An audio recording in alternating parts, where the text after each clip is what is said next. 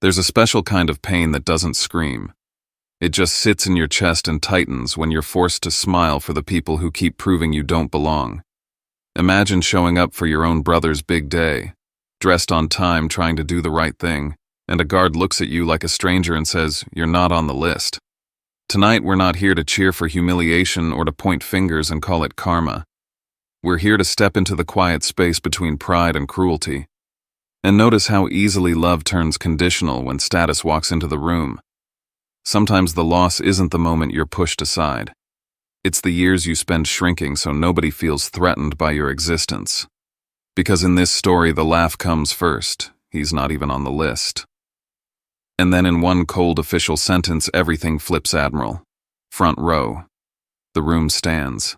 A family freezes. And a brother's hand starts to tremble as the truth hits hard. If you've ever been erased in plain sight, stay with me. Let me tell you what happened next. Before I share my story, I want to know you are here with me. Just say, "listening" in the comments or tell me where you're watching from. Sometimes even the smallest connection can make a story feel heard. Thank you. And if you've ever been dismissed, misunderstood, or made to feel like you don't belong, subscribe and stay with me. These stories aren't just entertainment. They're proof you're not alone. And now, let me tell you everything. I drove over the Coronado Bridge that morning with the windows down, letting the Pacific air sting my face. May and San Diego always smelled like salt and hot concrete. My hands gripped the steering wheel like I was preparing for impact, even though I wasn't in combat anymore, or at least not the kind anyone could see. The naval base was already buzzing. Families in sundresses and collared shirts clustered near the security gate, holding phones up for photos, waving at officers in uniform. A few toddlers clung to their dad's legs like they knew enough to be proud. I parked in the outer lot and walked the last stretch alone. I wasn't in uniform, not visibly. Just a plain jacket zipped up over everything that mattered. No insignia, no ribbons, nothing they could spot and react to. I'd made a choice today. I would show up like the version of myself they wanted me to be. Unimpressive. Unremarkable. Easy to forget. That was always the role, wasn't it? Come behave, disappear. I'd played it so long I could recite the lines in my sleep. The guard at the security checkpoint was polite, young.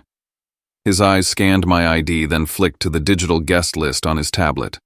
His finger hovered mid-scroll. I saw it immediately, how his posture shifted from routine to awkward. Name again, he asked, though he already knew. Archer Vale. He nodded slowly, lips pressed.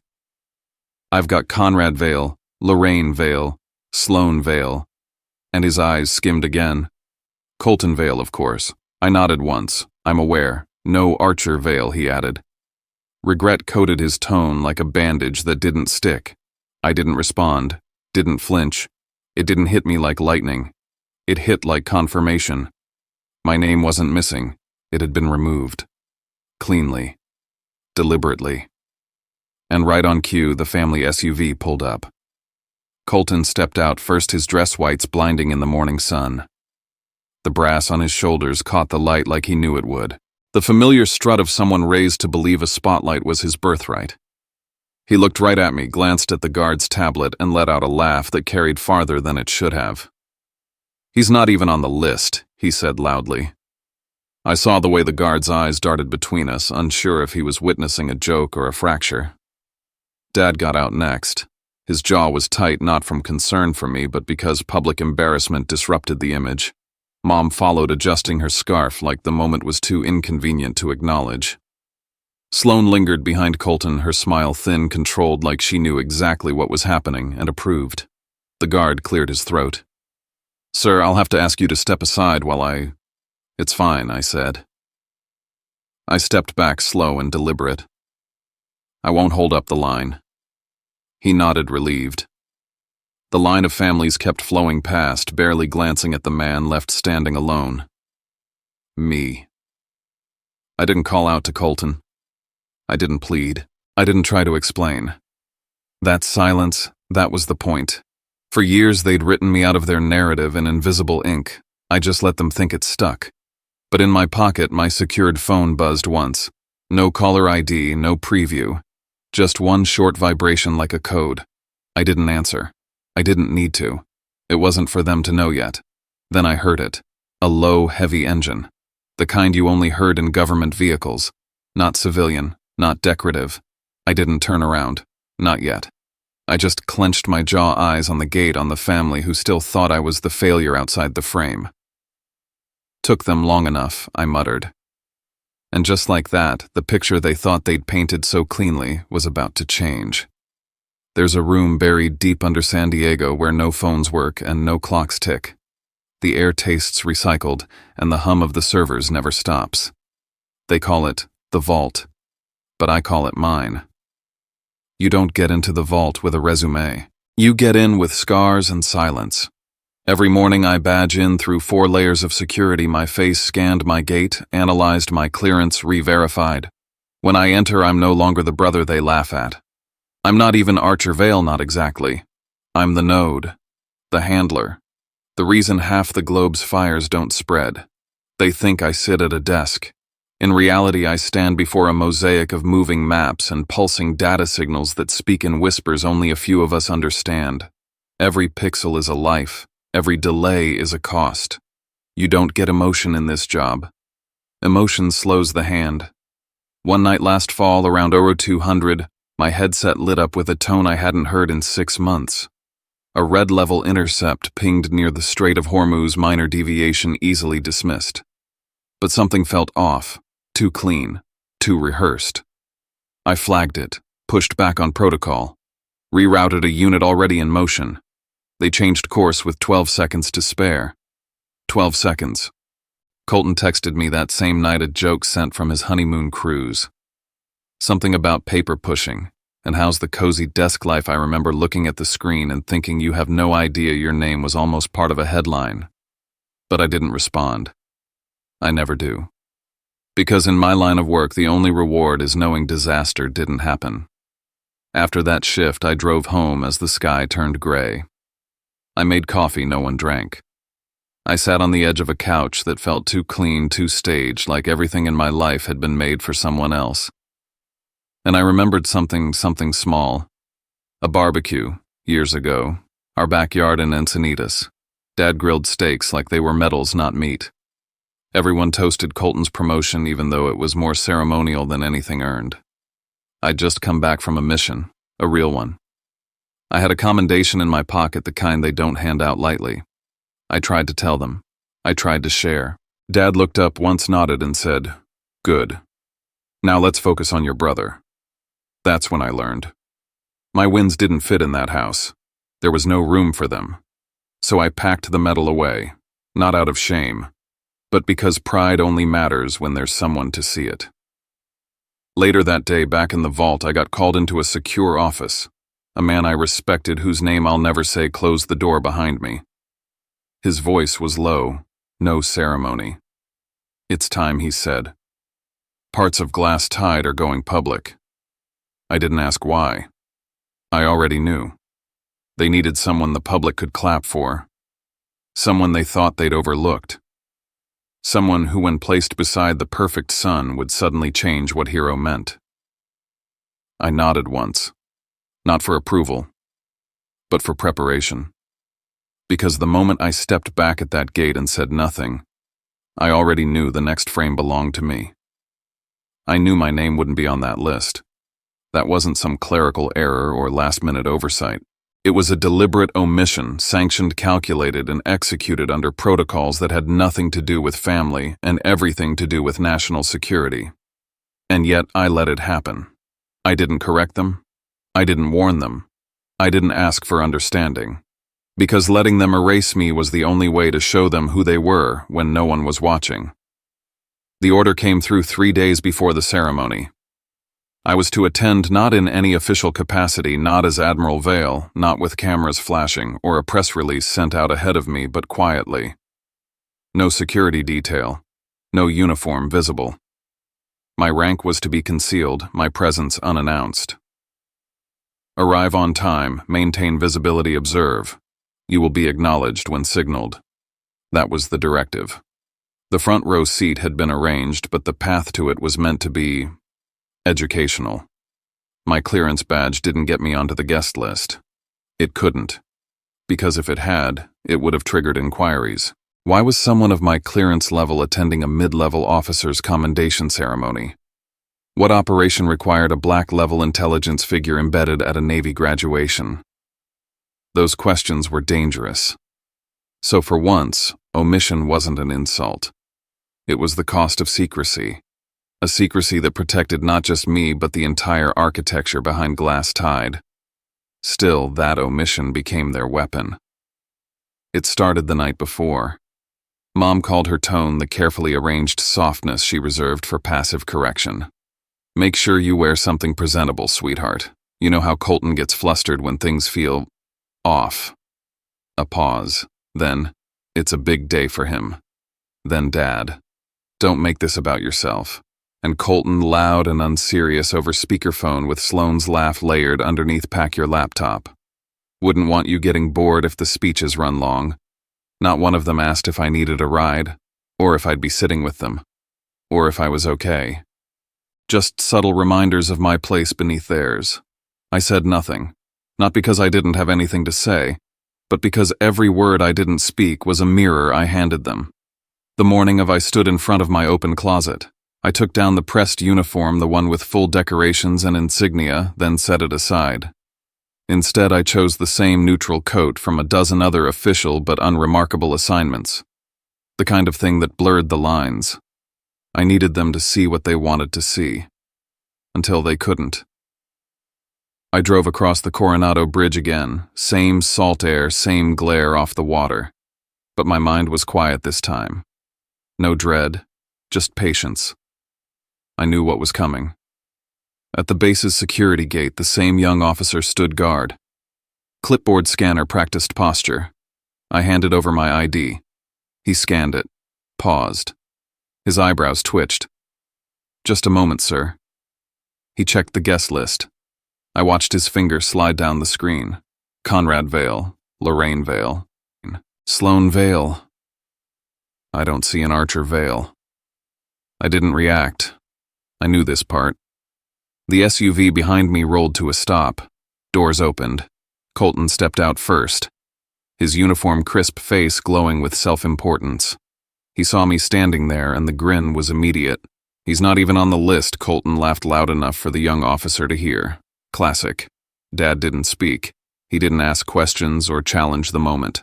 Just looked away like I was background static. Mom adjusted her scarf, made a soft clicking sound with her tongue like she disapproved of the scene but couldn't quite place the blame. And Sloane, well, she looked at me like the universe had proven her right. I was asked to step aside. I did. No protest, no flash of ID, no calling rank. I stepped back and stood there, just another forgotten guest with the wrong last name. But this time something changed. I looked down at my phone. No text. No incoming call, just a silent ping encrypted, a vibration so specific only one group in the world used it. I tapped the side once, then tucked the phone back into my coat. Don't move. Don't speak. Let them dig. Colton's smile widened like he'd just scored in a game. He was enjoying himself. They all were in their own ways. And I let them. Because the point of the exercise wasn't to stop them, it was to show them. This wasn't just about personal shame anymore. This was a test. A test of who they were when no one corrected them. And every second they failed it, I was taking notes. I felt the rumble before I heard it. Low, steady, authority on four wheels. The guard stiffened, his shoulders squared. His voice dropped an octave as he radioed in a confirmation. Something was approaching. Something bigger than all of them. And Colton, who had been basking in the warmth of his own punchline, suddenly blinked. His posture shifted. His hand, the one loosely dangling by his side, began to twitch. Like some part of him instinct maybe realized the joke was about to turn on him. The vehicle that pulled up was one of those matte black unmarked SUVs that didn't need decals to declare who they belonged to. You just knew. Windows tinted to the legal edge. Engine hum that didn't idle, it vibrated. The moment it stopped, the air changed. The young officer at the gate straightened instinctively. His tone turned clipped formal. He stepped back, eyes scanning the badge behind the windshield before reaching for the remote barrier controls. The back passenger door opened. General Elias Hawthorne stepped out like he had been standing just beyond the horizon this whole time waiting for the cue. Full dress uniform, medals gleaming. The kind of posture that quiets entire rooms without saying a word. He didn't stop to adjust his cuffs or glance at a clipboard. He looked around once, took in the scene in 3 seconds flat, the hold-up at the gate, me standing aside, the family frozen mid-smugness. Then he spoke. Admiral, front row.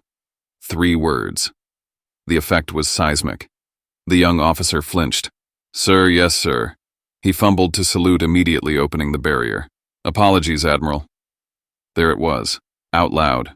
No mistaking it. No taking it back. Admiral. Colton's face lost shape. He didn't look at me. He looked at the general, then at the officer, then back at the general, searching for a misheard syllable, a punchline, anything that could undo what he just heard. He found nothing. My mother's hand went to her chest. A performance, maybe. But there was no audience here to applaud it. Dad's mouth opened, closed, opened again. And Sloane. She just stared. Not with anger. Not even embarrassment. Just confusion. As if the story she'd written about me her entire life had just been redacted in real time. I didn't say a word. I didn't look at any of them.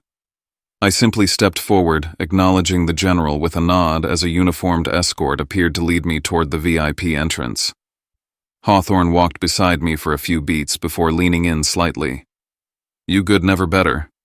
I can talk to them if you'd prefer. I shook my head. Let it settle. He didn't push. As we passed the seating area, another officer confirmed Admiral Vale's position is prepared and secure, front row per order. The general nodded. Escort him all the way. Let the camera catch it. Colton's posture had collapsed into something unfamiliar. Shoulders slack, eyes vacant, hands still trembling. The man who had laughed at the gate was gone, replaced by someone unraveling in plain sight. I walked past them again, this time as someone they didn't recognize, not because I had changed, but because they had refused to see. I didn't stop. I didn't break stride. I didn't offer them a lifeline to pivot into pride or apology. Not yet. As I entered the backstage area of the auditorium, I felt it shift. The humiliation was theirs now. Mine was done. But theirs had just begun. I didn't look back. Not when the usher pulled the velvet rope aside and motioned me to the front row. Not when the last words out of the general's mouth, Admiral, front row, still echoed like a seismic charge in the crowd. Not even when I felt the full weight of my family's stares burn into the back of my uniform. I didn't look back because this moment wasn't about them. Not anymore. The VIP holding room was quiet. No chatter, no ceremonial banter. Just the low hum of air conditioning and the faint scuffle of shoes outside the curtain. I stood alone for a moment, letting the silence settle over my shoulders like a second coat. I unbuttoned my overcoat and slid it off, folded it over one arm, slow and methodical. The double-breasted navy uniform underneath was pressed, polished, unassuming at first glance, until your eyes hit the silver stars on my collar. 2 stars. Rear Admiral. I adjusted the bars and brushed a thumb over the badge of service. I didn't flaunt it. I didn't need to. The fabric told its own story. A story no one in my family had bothered to ask. Outside, someone signaled. A short nod. Showtime. I stepped into the aisle leading to the front row. And immediately the energy changed. A colonel I'd worked with on an interbranch task force offered a nod. Another officer I'd once briefed during a classified op clapped me lightly on the shoulder. They said my name, not Archer, but Admiral Vale, and said it with ease. No fanfare, just recognition. Recognition earned, not gifted. I took my seat in the front row, third from center, close enough to see the engravings on the podium. My family sat 2 rows behind. I didn't turn around, but I could feel the tremor. Colton shifting in his seat. Lorraine probably blinking too much. My father, still processing. I heard murmurs behind me, Colton whispering something hurried to Sloan. Maybe to our father, like he was scrambling to re-script the narrative they'd written for today, trying to force my presence into a footnote, trying to make sense of a world where I wasn't the mistake. I didn't give them the satisfaction of turning around. From the corner of my eye, I caught General Hawthorne speaking quietly to one of his aides. The aide handed him a sealed envelope. The general read it, folded it, slid it inside his jacket with no reaction.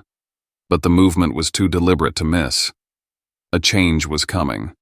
One of the ceremonial officers stood near the wing's earbuds and checking his watch. Every 90 seconds. Always looking at the side entrance. I knew the timing was no accident. This wasn't over, and Colton was doing everything in his power to maintain his grip. He glanced toward the front row more than once, like I was a glitch in his carefully crafted moment. I knew the pattern. He wasn't just threatened by my presence. He was terrified of what it meant for his story. The MC walked out onto the stage, bright and crisp in his ceremonial whites. "Ladies and gentlemen," he began, "we now begin the first commendation of the morning." I saw Colton rise stiff and a little too fast. He smoothed down his uniform jacket like he thought it added weight to his words. His hand still trembled slightly, just enough to betray him. I sat motionless, facing forward, breathing steady. I wasn't here to make a scene. I was here to witness the final act of the lie. Colton stood at the podium like it belonged to him, like he'd earned it, like the entire auditorium hadn't just watched a general call his older brother Admiral minutes earlier. He launched into his speech with the same effortless charm he'd used since we were kids, the kind of charm that always kept the spotlight centered on him whether he deserved it or not. He thanked the Navy. He thanked his commander. He thanked the unit. He thanked our father for his example, our mother for her strength. He even thanked Sloan, who beamed up at him like her smile could erase the last 20 minutes. But he didn't say my name. Not once. He saw me. He passed me. He looked straight at me when he took the stage. But when it came time to acknowledge family, he made a point of skipping over me like I wasn't even sitting there dressed in stars, flanked by generals. It wasn't a mistake. It wasn't nerves. It was calculated. Colton wanted to be the only veil worth honoring. And if he had to erase me again to achieve that, so be it. I didn't move, didn't blink, didn't let the audience see what I felt. I simply watched as my younger brother, desperate for a legacy, chose to craft it over the ruins of mine. He finished his speech. The applause was polite military standard, nothing too emotional. He stepped down, eyes flicking once toward the front row, toward me, as if to measure whether I'd retaliate. I didn't need to. Because while he thought the show was over, I knew we were only at intermission. General Hawthorne stood from his seat. No ceremony, no announcement. He moved with purpose. One of his aides handed him a small folder, black unmarked. The general walked toward the stage, calm and direct. The MC hesitated for just a breath, then stepped back, microphone surrendered without a word. The audience sensed it too. Something shifted. A quiet pulse moved through the crowd. An alertness, as if everyone instinctively understood something unscripted was about to unfold. And Colton finally looked afraid. The general took the mic, adjusted it with one practiced flick. I stared forward, jaw set, heart hammering, but not from fear. This was the moment I'd been told to wait for.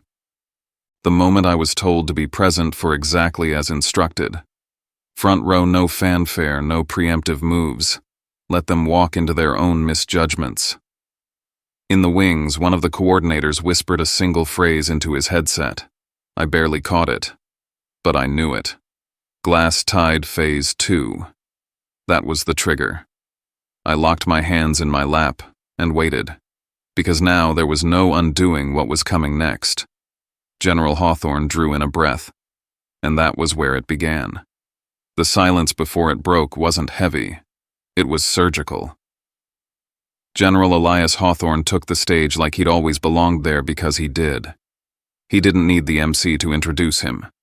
He didn't need to clear his throat. The moment he reached the microphone, the entire auditorium tilted toward him like gravity itself had shifted. The MC stepped back, his script limp in his hands. The air felt too still. Even the rustle of uniforms stopped. Then Hawthorne spoke. There is a brief addition to this morning's ceremony, authorized just hours ago in light of a recent declassification order from the Department of Defense. That was all he said. But in that one sentence, something snapped into place. A current surged through the room, visible only in how still everyone became. Officers stopped checking their watches. A few generals leaned forward, brows furrowed. Behind me, someone whispered, barely audible, "Wait, what's this?" I didn't move. I kept my hands folded in my lap, my back straight. I stared at the podium. I didn't look at Colton. I didn't need to, because he'd just lost control of the narrative. General Hawthorne continued. We often celebrate those we can see, those in uniform boots and the sand cameras rolling. But this morning I've been granted the rare honor of recognizing someone who served where no camera could follow. A figure in shadow whose work helped preserve the very lives we commend today. He paused. Let it sink in. I heard my mother shift behind me. I heard Sloane exhale slowly like she was trying to keep her composure. I didn't hear my father at all. Then Hawthorne said the name. Operation Glass Tide. A ripple ran through the rows like a low-voltage current. The term wasn't familiar to most civilians. But the officers, the ones who'd been briefed, the ones who knew what it meant to keep the peace through invisible war, they sat straighter, more alert. Some exchanged glances. Some stopped blinking. The operation, Hawthorne said, now partially declassified, involved the tracking, decryption, and dismantling of an international weapons laundering network that spanned 4 continents, utilized over 50 shell entities, and was responsible for arms transfers that would have, if successful, placed high-yield weapons within range of U.S. naval assets in the South Pacific. Colton's posture shifted. I saw it from the corner of my eye. He stiffened, chin slightly forward, hands gripping his legs. The real success, Hawthorne went on, came not from the field, but from a command center. A room filled with screens and silence, where real-time decisions had to be made with incomplete data and impossible timelines, where the margin of error was seconds. And then came the moment. Hawthorne adjusted the mic slightly, not for volume, but precision. The officer who commanded that center, who authored the risk framework and predictive model still in use across 5 fleets, and whose leadership prevented a missile strike on the USS Porterfield last year. Colton jerked. Is here with us today. The auditorium was silent. Rear Admiral Archer Vale, United States Navy. Please stand. The sound of dozens, hundreds of chairs scraping back in unison is something I will never forget. It wasn't applause. It wasn't fanfare. It was a wave of discipline. A full military reflex snapping to attention. Everyone stood. Everyone except the 4 people sitting behind me. I rose calmly, deliberately, straight spine, level shoulders, like I had walked into a dozen briefings that ended with lives saved or lost. I took the steps to the stage without rushing, without theatrics, every step a beat in a drum line only I could hear. The general extended his hand. I saluted. First protocol never bends, and then we shook. He leaned in. Time to put the story where it belongs. He pinned the ribbon on my chest, silver and red. Then he faced the crowd again. This man's work didn't just shape strategy. It saved lives, including one many of you in this room know personally. He paused. The lights over the stage shifted slightly. Brighter now. Last July, a guided missile cruiser narrowly avoided a surprise attack during a refueling window. The analysis that triggered the countermeasure protocol came from Admiral Vale's unit 7 minutes before the launch window. 7 minutes. That was when it hit. Colton's body stilled like something in him had frozen. I didn't have to turn around. I could feel it. The sudden clarity. The story he had told about pulling off a miracle, about gut instinct and luck, was no longer his. The truth stood here, pinned to my chest, and that cruiser, Hawthorne continued, was the USS McKinley. Murmurs surged. That was Colton's ship. Everyone knew it. Let me be clear, the general said. Without this man's work, that ship wouldn't be here, and neither would her crew. A moment passed. Then came the applause. It wasn't polite, it wasn't ceremonial. It was thunder. A rising wall of sound that slammed against the walls and pulsed under my shoes. I finally looked. My father's face was blank. 1,000-yard stare in a brightly lit room. My mother's lips parted, eyes locked on my chest hand gripping the edge of her seat. Sloane looked caught between admiration and shame. And Colton, his hand was trembling uncontrollably, fingers twitching like a short circuit. I didn't smile. I didn't gloat. I simply let the moment be what it was, not a revelation. A reckoning. And I watched them, not to receive their pride, but to let them sit in the consequence of the version of me they chose not to believe in. The reception was noise and sparkle. Medals glinting under chandeliers. Voices pitching high with celebration. I shook hands, nodded through commendations, accepted thanks from strangers who finally knew my name. But I kept one eye on the hallway. They came for me eventually. In a cluster. My family moving like a single organism, tight and bracing. Colton in front. My father slightly behind, Sloane to one side. My mother, last lips pressed into a shape that used to pass for grace. Colton spoke first. "Admiral," he said like the word burned his tongue. "You could have warned us." His voice cracked, half restraint, half venom. "You made us look like fools." I said nothing. That's when the general's aide appeared. Calm. Unapologetic. "There's a room available for a private conversation," he said. "It's best handled in there." A suggestion dressed like a command. I followed. So did they. The hallway to the private suite was long, carpeted, dead quiet. In that walk, I said nothing. I wanted them to feel the weight of what wasn't being said. I was no longer the son, the brother, the ghost in the corner. I was a man with a name, a rank, and the power of restraint. Inside the room, the tension ignited. Colton spun first. "You sat behind me while I gave that speech. You let me talk like I saved the day," I said flat. His jaw snapped shut. "You let me tell that story," he accused. "You let me believe I did it alone. You wanted to believe that I said. And no one could have convinced you otherwise. You think being a desk jockey makes you better than don't," I said sharply. "Don't insult the work that kept your ship from being sunk." My voice didn't rise, but it carved space like a blade. My father started to speak. I turned to him. "You ever ask what I actually do?"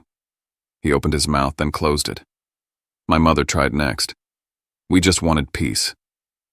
"No," I cut in. "You wanted silence, because the story was easier without me." I let that sit, let it ring out. "You didn't lose a son," I said. "You ignored one." Silence again. My secure phone buzzed on my hip. I silenced it. "Not yet." Then I looked at them. I don't need an apology. I don't need a parade. But if I'm to remain part of this family, it starts with one thing. They waited. Respect. Not for my rank. Not for what I've done. For me. I stood. "I love you. I always have. But I will not stand in rooms where I'm erased." I opened the door.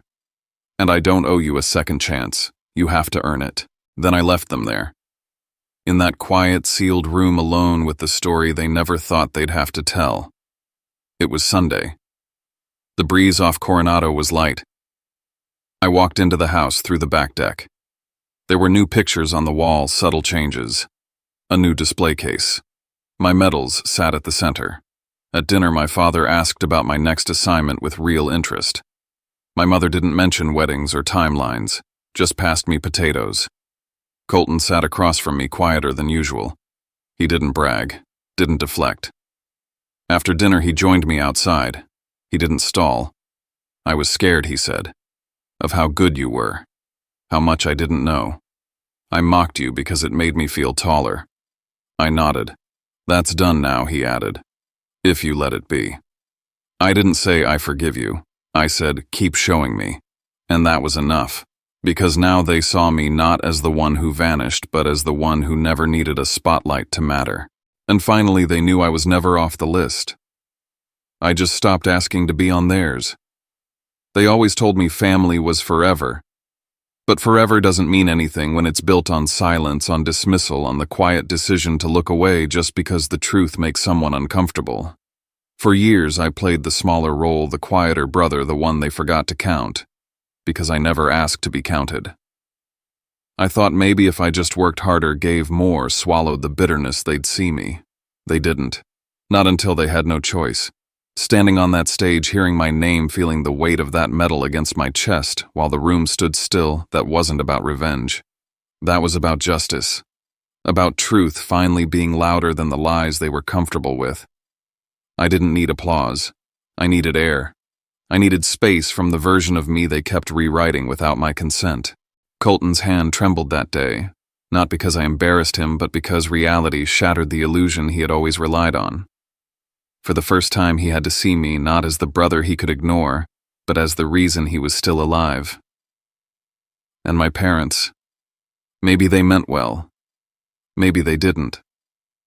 But well-meaning doesn't erase years of erasure. You don't get to skip the hard part just because you say sorry with a nice meal and a soft voice.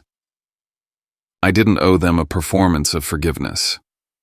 What I owed to myself was clarity and boundaries, and the choice to not let blood dictate where I belong. 6 months later, the medals are aligned differently in that house. My name is no longer the one they skip over when guests come. But here's the thing, even if it still was, I'd be okay. Because I no longer live in the shadows they cast. I've carved my own space. I've earned it.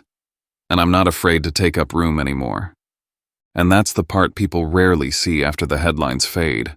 The quiet minutes when the house is finally still and you realize you're not celebrating, you're just breathing again. If there's anything to take from this, it's that we don't always get hurt because we were foolish. Sometimes we get hurt because we were loyal, because we wanted peace, because we kept giving the benefit of the doubt until it cost too much. And even then, there's something human that survives your instincts, your dignity, the small choice to keep going. If this story hit a tender spot, you're not alone. We all carry a moment we didn't think we'd make it through.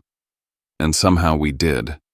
So if you'd like a place where stories like this can be heard without judgment, you're welcome here.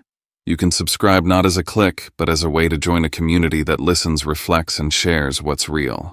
And if you want to leave a few lines in the comments where you're watching from or what part stayed with you, no pressure. I read more than you think. Thanks for sitting with me through this. Take care of yourself, and I'll see you in the next story.